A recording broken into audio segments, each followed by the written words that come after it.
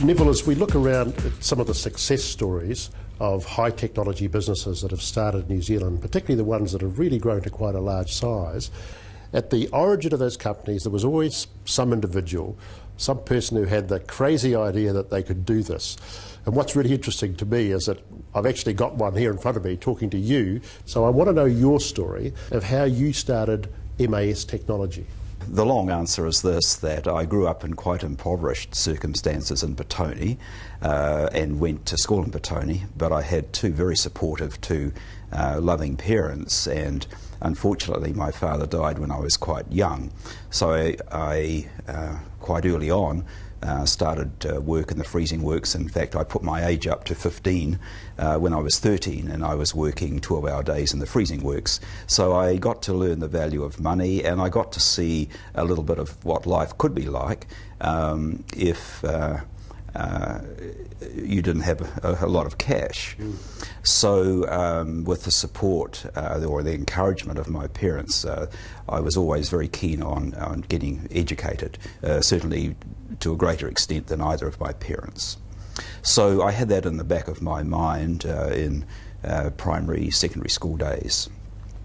I then went to university, and in my first year failed everything while on a public service scholarship. And so that was a big kick in the pants for me, having been ducks at the secondary school. And so with those early experiences, I thought it started to form some ideas. Fortunately, I did what was then called a certificate in engineering, went back to Canterbury University, finished off a degree, and then got a scholarship to go back and do some postgraduate work.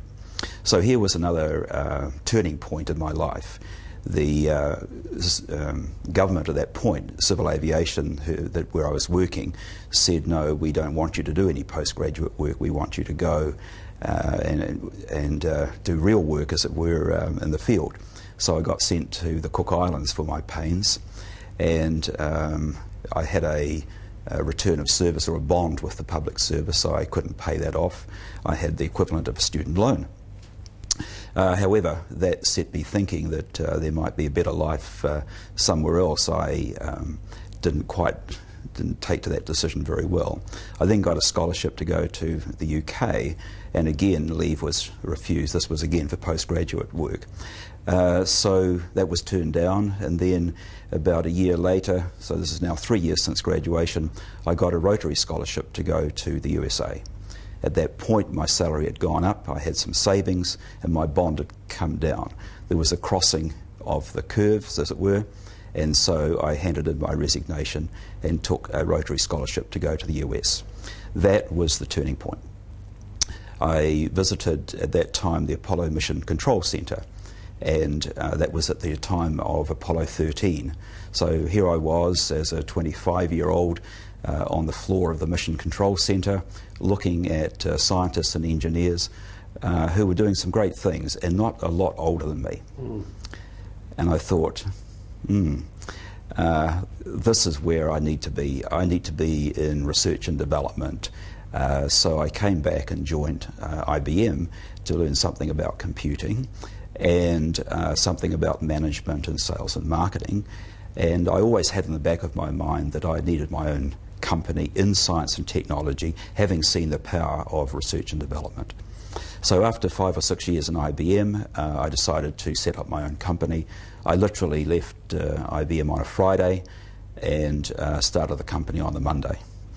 And I was going to do telecommunications or design telecommunications equipment, so that's what I set out to do. For the first 5 years, I was designing military communications equipment, and that was the start of the company. So in essence, it was the Rotary scholarship to the US, a very early upbringing that I didn't really want to repeat. So these gave me the sort of signpost to what I should be doing.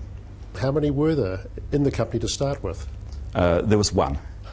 I was chairman, chief executive, chief financial officer. I was on the end of a soldering iron at night. I started the company in a spare bedroom in my mother's home, and then I took the front seat of my car out, and that was the mobile display showcase during the day. So I was one of the original, very original road warriors.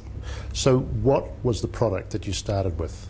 The first product was equipment for simulating battlefields and for remotely controlling battlefield effects.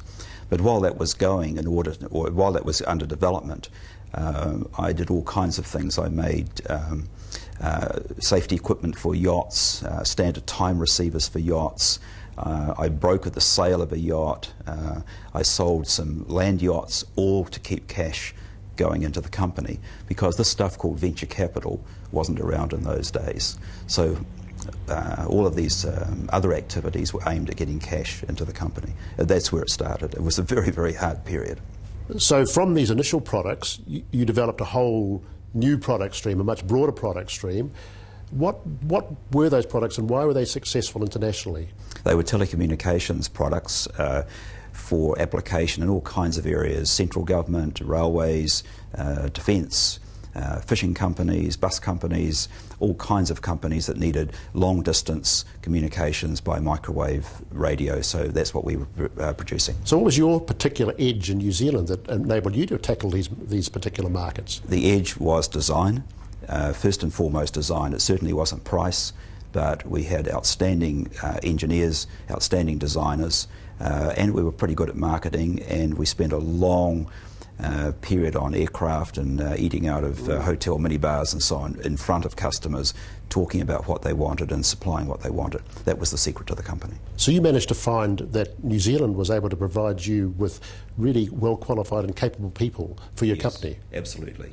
And those people are still available. I have absolutely every confidence and implicit confidence in New Zealand's ability to turn out good scientists, engineers and designers. Well, that's very encouraging. Of course, eventually this company went global in the sense that you listed it on the NASDAQ, and I believe you were the first New Zealand company to do that. Is that right? Yes, we were the first, in fact, the only company to have listed on the main board of the NASDAQ Stock Exchange in the USA. Yes, that's right. A very, very successful listing as well.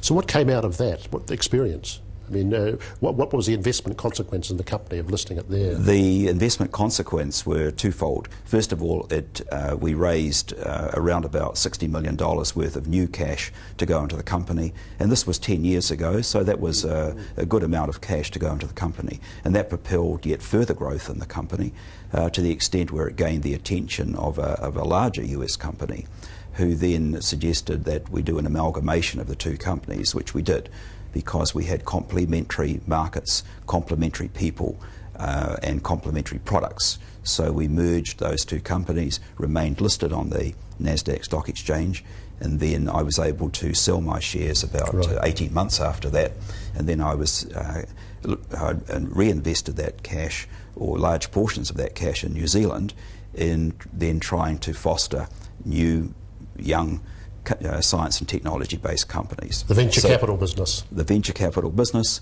So then I was looking to foster this in New Zealand so we can get what I call geometric growth, so that then the next generation of people coming out of these new companies would again go off and start their own businesses. So we might get 3 or 4 people from each company, and so we have this multiplicative effect. That's what I was wanting to achieve. Your